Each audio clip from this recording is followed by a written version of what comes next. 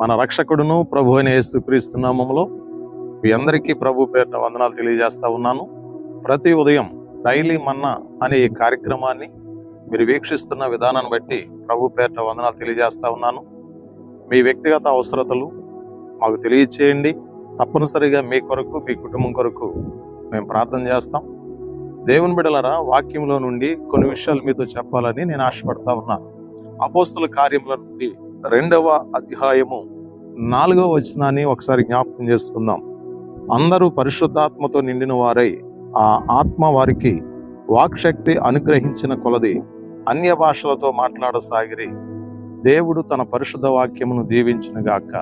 దేవుని బిడలారా, అపోస్తుల కాలములో పెంతెకోస్తు పండుగ దినము వచ్చినప్పుడు 120 మంది కూడా మేడగదిలో చేరి దేవుని సన్నిధిలో ప్రార్థన చేస్తున్నప్పుడు వారి మీదకి పరిశుద్ధాత్మ దిగి వచ్చినట్లు దేవుని వాక్యం చెప్తా ఉంది.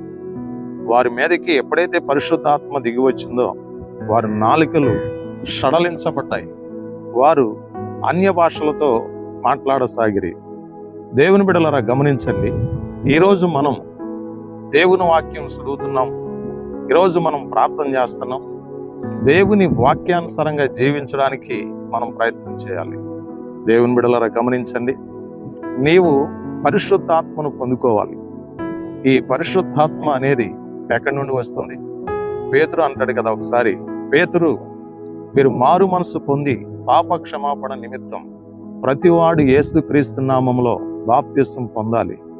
అటు తర్వాత పరిశుద్ధాత్మ అనే వరాన్ని మీరు పొందుకుంటారని దేవుని వాక్యం అంటా ఉంది. దేవుని బిడ్డలారా, గమనించండి. పరిశుద్ధాత్మ అనేది చాలా విలువైనది. ఆత్మ నీపైకి వచ్చినప్పుడు నిన్ను సర్వసత్యంలోనికి నడిపించడం ప్రారంభిస్తుంది. పరిశుద్ధాత్మ నీ క్రియలను సరిచేయటం ప్రారంభిస్తుంది. పరిశుద్ధాత్మ నీ మాటలను సరిచేయటం ప్రారంభిస్తుంది.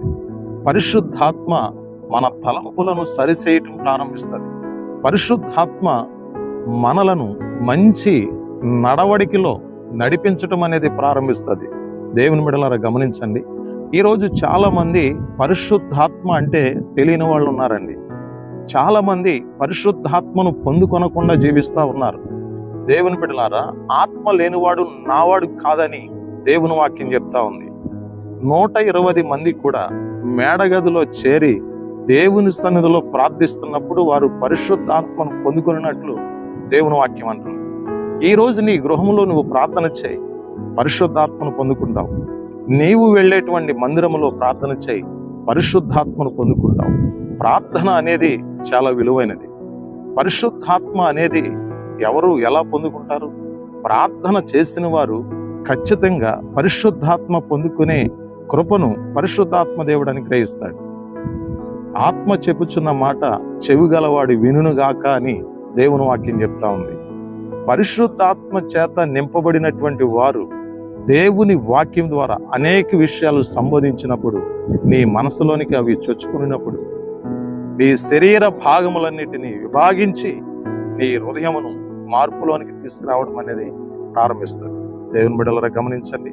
ఈరోజు వాక్యం వింటున్నావు కదా, 120 మంది ఎలాగైతే మేడగదిలో ప్రార్థించారో నీవు నీ ఇంటి వారు కలిసి ప్రార్థించండి. పరిశుద్ధాత్మ మీ మీదకి వచ్చి మిమ్మల్ని నడిపించడం ప్రారంభిస్తుంది. నీ కొరకు, నీ కుటుంబం కొరకు నేను ప్రార్థన చేయాలని ఆశపడతా ఉన్నాను. ప్రార్థన చేసుకుందాం. తలలు వంచండి, ప్రార్థన చేసుకుందాం. మహాపరిశుద్ధుడైన తండ్రి, మీ పరిశుద్ధమైన, ఉన్నతమైన, శ్రేష్టమైన గణనామానికి వందనాలు, స్తోత్రాలు తెలియజేస్తా ఉన్నాం. అపోస్తుల కాలంలో స్వామి, పెంతెకోస్తు పండుగ దినాన్ని 120 మంది చేరి మేడగదిలో ప్రార్థించగా వారందరూ పరిశుద్ధాత్మను పొందుకున్నట్లు నీ వాక్యం సెలవిస్తా ఉంది. అన్య భాషలతో మాట్లాడినట్లు నీ వాక్యం సెలవిస్తా ఉంది. ఈ లైవ్ ద్వారా వీక్షిస్తున్న ప్రతి ఒక్కరూ పరిశుద్ధాత్మను పొందుకున్నట్లు నీ వాక్యం సెలవిస్తా ఉంది. అన్య భాషలతో మాట్లాడినట్లు నీ వాక్యం సెలవిస్తా ఉంది. ఈ లైవ్ ద్వారా వీక్షిస్తున్న ప్రతి ఒక్కరూ పరిశుద్ధాత్మ పొందుకున్నట్లుగా మీరే కృప చూపమని నీ సన్నిధిలో ప్రార్థిస్తున్నా. నీ సేవకునిగా బిడ్డలందరినీ ఆశీర్వదిస్తున్నాను, బిడ్డలందరినీ దీవిస్తున్నాను. అన్ని విషయాల్లో నీ కృప దయచేసి నడిపించమని యేసు పరిశుద్ధ నామములో ప్రార్థన చేసి వేడుకొనుచున్నాం తండ్రి. Amen. God bless you all.